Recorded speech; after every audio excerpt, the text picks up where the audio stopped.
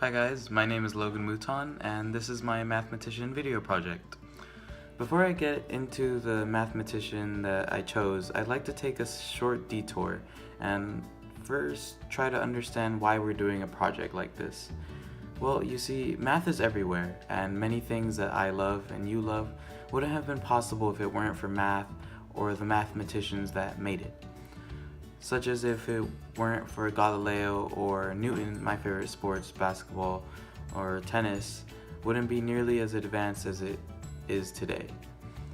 We wouldn't have our computers, phones, and other electronics without someone like Conrad Zuse, who developed the world's first functional program-controlled computer. Essentially, math is everywhere, and appreciating the mathematicians who made all of our favorite things and made it all possible, it should be more acceptable. In my video though, I'd like to highlight a very important mathematician. Typically when we all think of a mathematician, we usually think of a white male, whether we like to admit it or not. Whether it be historically or even in modern society, people of color are just not very well represented in the STEM and math community. So I personally believe that it's important for me to acknowledge and teach a very special mathematician and astronomer. His name is Benjamin Banneker. Benjamin Banneker was born on November 9th, 1731. Fun fact, when he was a child, Benjamin learned how to play the flute and violin. And then he taught himself astronomy and advanced mathematics, and in 1773 he finally began to put serious devotion and attention to math and astronomy. Banneker's growing talents and intelligence eventually came to the attention of the Ellicott family, entrepreneurs who had made a name and a fortune by building a series of grist mills in the Baltimore area in the 1770s.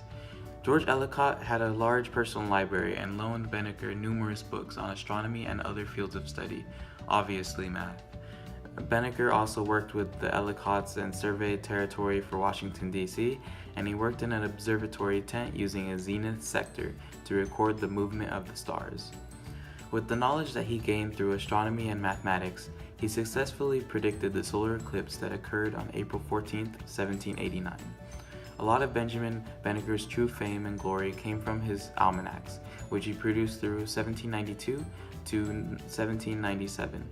In these almanacs contained his own astronomical calculations, as well as specific published information on bees, and he also calculated the cycle of the 17-year locust.